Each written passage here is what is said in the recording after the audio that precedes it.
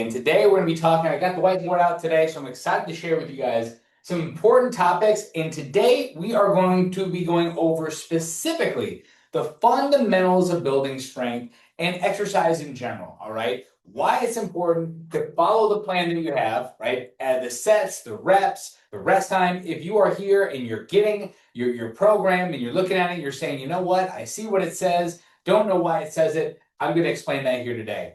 Also, I'm going to explain why it's important to follow that, not just kind of do your own random sets and reps at any point in time during the day, and kind of talk about why it's important to have a specific tempo as well, because it's different when it comes to strength, building muscle, cardio, etc. So we're going to talk about that. And number three, how it's supposed to feel when you're doing it. Because a lot of times I've found, and a lot of the programs that are out there, they just give you some weights and they say, now you're building muscle. And more or less, you can be building some strength by doing that. But the reality is there's a certain feel that you should have when it comes down to actually building muscle and challenging the muscle compared to if you're doing cardio. And so if you're brand new here, I'm excited to go into this. If you're someone that's been here for a while, you've seen some of the trainings that we've gone over specifically about building muscle and building strength. Hope you guys like my whiteboard here. But nevertheless, guys, we're going to dive right into it. So Form Friday. What is FF and what is this? Okay. So this is muscle. Okay, that is what we're mainly trying to build in this program. Of course, we're trying to build functional strength. Shout out to Anna Clearwater. If you guys seen her doing the rows and lifting up her 23-pound box of kitty litter that she can carry up steps now, 23 in each hand, mind you.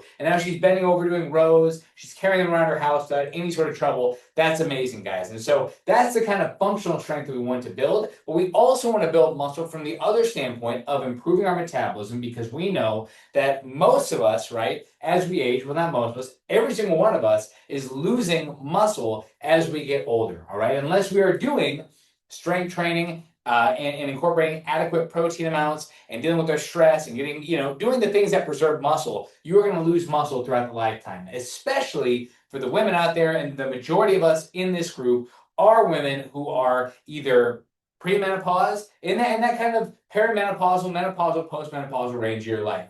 And so that percentage of muscle loss can really accelerate once we go through menopause, right? Things like osteopenia, we have weakening and thinning of the bones, and sarcopenia, we have weakening and thinning of the muscles.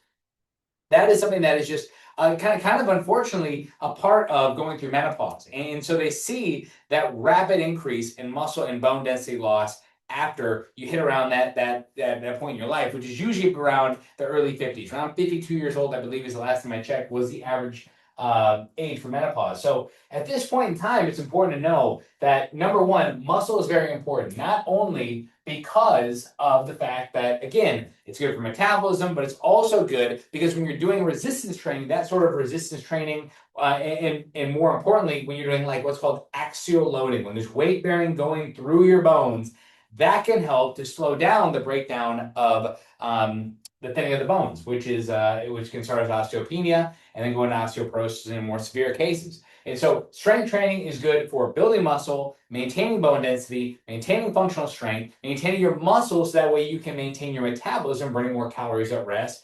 And it's going to help out with your overall metabolic system, right? Because the more calories you take in, the more calories you can burn through the thermic effect of food, right? Because you're breaking down food, but also the more muscle you have, the more calories you can burn through just living your daily life without even lifting weights. So that's a really cool part, is that you're basically creating a bigger fire as you are building more muscle. That's going to burn more of that fuel as you go through the day. Okay, so that's one thing to really take into account. Now, as far as the plan goes, guys, I kind of made this little graph here. I hope you guys can see it.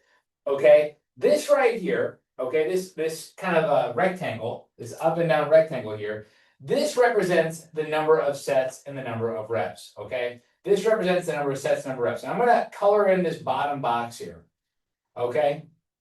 I'm going to go into the plan, okay?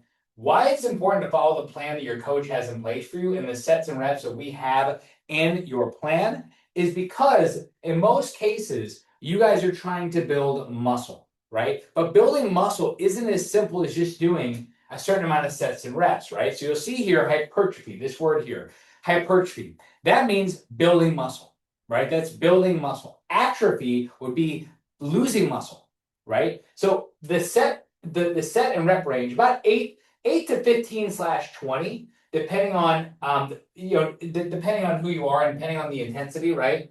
Is going to be, let me see if I get that, there we go, /20 is going to be the hypertrophy range.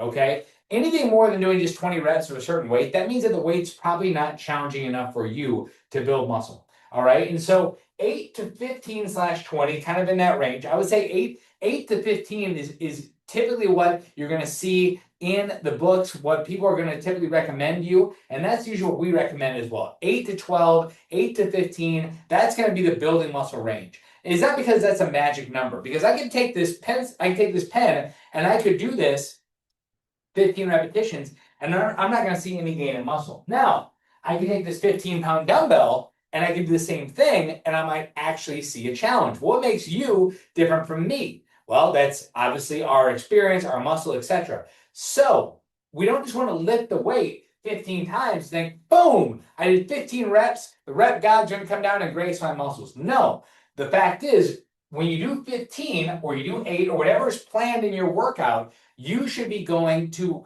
within 2 reps in reserve to failure. Reps in reserve means how many more reps could you have done? So you'll see if I'm scheduling the workout for you, and a lot of you guys, I'm scheduling the workouts for you, and your coach are putting it in, or they're doing it because you guys have talked about it, right?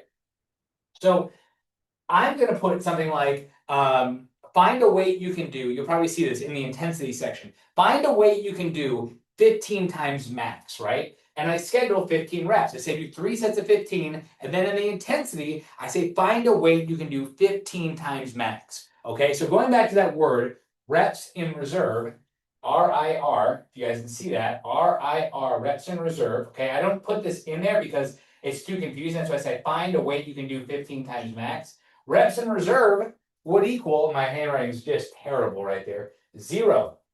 There'd be 0 reps in reserve. And again, that's a little bit confusing. Here we go. Reps in reserve, RIR, reps left basically, equals 0, right? That equals 0. Now, you could do about, and it depends on where you're at, but in most cases, it's going to be reps in reserve to 0, 1, or 2. Now, again, if you're a beginner, I'm not going to have you go in there and do 0 reps in reserve. Find a way you can do 15 times max and do it, right? I'm going to say probably leave 2 reps in reserve because we're kind of building on that. We're find a way you can do 17 times, right? 17 that I'm calling for 15. That's 2 reps in reserve. Kind of makes sense there. So the point is that it differs. So that's why it's important to follow the plan that you have set in place with your coach and find the reps and the weight that they want you to use, right? Now, it's hard to just put in there, hey, do this weight, because we don't necessarily know exactly what it is that you want to do. So we'll say, hey, find a weight that you can do with 1 rep in reserve, right? And if it says 15, I'd say find a way you can do 16 times max, right? 1 rep in reserve. Does that make sense? Hopefully that makes sense. Drop a 1 in the chat if that makes sense. All right. So essentially, that's why you want to follow the plan, because the reps are set up just so you can find a weight that is going to be at that kind of top level, right? If it says 8, find a weight that you can do 8 to 10 times, right? With good form, obviously. That's a big caveat. Good form, right? Okay, because if you just say, okay, I see the workout that I'm doing, it's not the exercise necessarily that's giving you the results. It's the exercise plus the number of sets and reps that you're doing here, plus the weight that you're doing with it. Does that make sense, guys? It's not push-ups that are building your chest, okay? It's how I could do 1 push-up and that's not going to do anything, right? I could do 10 push-ups and that might do something. But again, it depends on who I am. It depends on where I started, what my goal is, what my form's like, how many, all that kind of stuff, right? So that's why the programs are set up specifically for you. And that's where you came to us to set up a plan based on your goals and based on what you can do, right? So it's important to follow the steps, the reps, etc. Right? Another thing that I've seen or heard as well is people like saying, "Hey, I did 2 sets in the morning, and then I had more time to go back and I did them at night." Number one, I applaud you for doing it. I applaud you for actually like doing that. But the fact of the matter is that it's about time under tension, right? It's about time under tension, right? So if I hold this pen here for 5 minutes, it's going to be challenging. If I hold it here for 30 seconds, it's not that challenging, right? That's kind of the concept of it. right? So why is it challenging? Because it's working, these muscles are working for a longer period of time, right? They're working for a longer period of time. But the point is, and then you might say, well, why don't I just do 100 reps? Well, that's, again, you're not really challenging the muscle. This is not going to grow my biceps, right? But that's the idea. That's the idea. It's going to be more challenging. So if you split up the sets throughout the day, you're not going to see the kind of benefit that you would if you did a set of 15, rested 30 seconds like it says in your plan, do another set of 15, rest another 30 seconds, and then do another set of 15. I guess the question you would ask yourself is, why is set number 3 harder than set number 1, right? Because you've utilized the energy sources in that muscle and the muscle's fatigued, right? You're breaking down the muscle. Now, why is it easier to do one set for breakfast, one set for lunch, one set for dinner? Because the muscle had plenty of time to rest, right? But if you did all those combined, you are going to have more of a challenging time doing that because you're breaking down that muscle more efficiently. And that's ultimately what you do when you build muscle. You break it down and then you build it back up, right? So that's kind of one thing I want you to think about. Also, too, guys, just something to note, we may have in here 1 to 6 repetitions too, all right? That is more for strength. And strength is good, but it doesn't always equate to building muscle. Building muscle and building strength kind of go hand in hand, but they kind of don't, all right? Because you can do 1 to 6 reps of something, right, compared to 8 to 15. Clearly, if you're doing it at max level, like say, hey, do the most you can for 6, guess what? You're going to be able to do a lot more weight than you are with 15. But the reality is, this amount of 6 repetitions usually isn't enough repetitions. Again, this is according to the science, according to, any sort of programming that you are going to want to look at. This is going to be the hypertrophy range right here, 8 to 20. And men and women are a little bit different. Women can stand and do higher rep ranges and still see hypertrophy, right? Whereas men need kind of more heavy that stimulus and lower repetitions, but it's about the same. Okay, it's about the same in general. But the point is that doing 1 to 6 reps doesn't necessarily always build muscle as efficiently as 8 to 15 because of that time under tension, right? So they're 2 different ball games. So again, the main thing is, guys, you understand whatever the sets and reps are, there's a different purpose. So if your coach says, hey, I want you to be able to do more of 8 to 15. So what we're going to do, like if you say you can do a bench press, right? Or a squat, we'll say a squat for 100 pounds, but you can only do it 8 times, but you want to build your legs even stronger. What we might do is say, okay, you can do 100 pounds at 10 reps.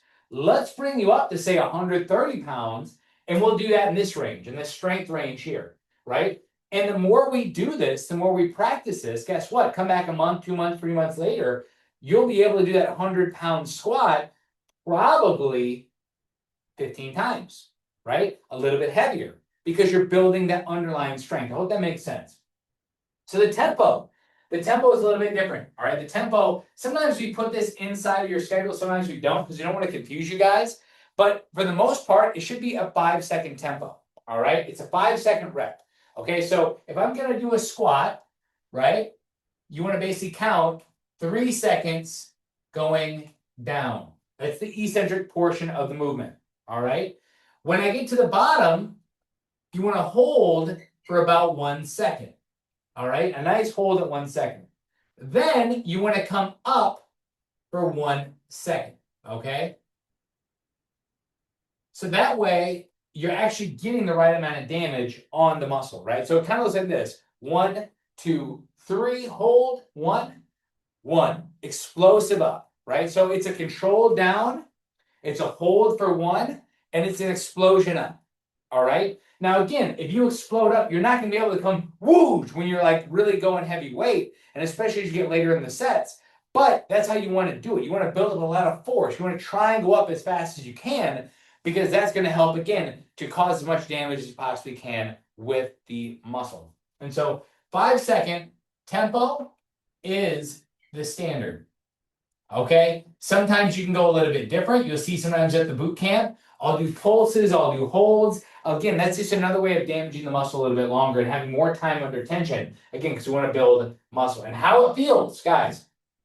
So when it comes down to doing the exercise, all right, again, like I mentioned earlier, a lot of these programs are going to say, hey, you're doing strength training, right? But just because you have a weight. But the thing is, if you're completely out of breath, right? If you're completely out of breath, the supply and demand here is that you don't have enough oxygen to do the workout that you're doing because you're gasping for air. So what that tells us is what we're actually challenging is your cardiovascular system. We're challenging your lungs, right? We're challenging your more or less your endurance. So that, ladies and gentlemen, is more cardio. Okay? So if we're challenging the cardiovascular system and we're breathing really heavy, that is not necessarily going to be building muscle. Because what we need more of, and there's a couple different energy pathways, we get energy through our breath, right? Aerobic exercise, and then there's anaerobic exercise. Again, these words don't really mean anything. They're not, they're not that important. But anaerobic exercise is strength training, is building muscle, hypertrophy. And so what you're going to use, you guys, we talked about it, we're going to use carbohydrates in the internal carbohydrates, or our glucose or glycogen stores, to do anaerobic exercise.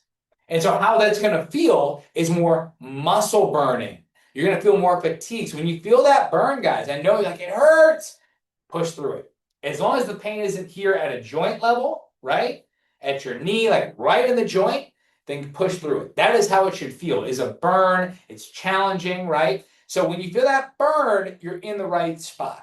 All right. You might not always feel the burn. You might just feel that it's really challenging and you can't do any more. And you might be a little bit out of breath, a little bit, right? But you should not be gasping for air. If you're gasping for air during the workout, that means you're working more of your cardiovascular system and you're using more of an aerobic style of exercise. What we want to do is utilize more of an anaerobic style of exercise where we're burning up more carbohydrates and we're challenging our muscle.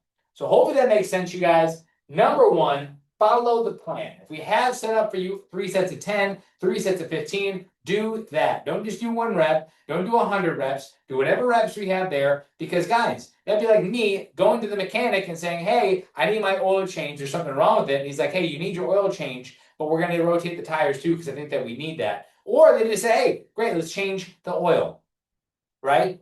And then guess what happens? The mechanic goes in and he changes your windshield wiper fluid and then hands it back to you. You're like, I wanted this done. You're like, I want to do the windshield wiper. You have to say, and again, that analogy is kind of backwards, but the point is, you're coming to us for help, and so you got to make sure you're taking the help and doing it specifically, because just doing the exercise is not going to get you the results nearly as much as doing the exercise with the right amount of sets and reps, with the right amount of weight for those sets and reps. Okay? So hopefully that makes sense. Again, the tempo is important. How it feels is going to tell you kind of what system you're using, whether it's aerobic or anaerobic. We want to be in the anaerobic if we're trying to build muscle. If you're trying to do cardio, you're going to be out of breath.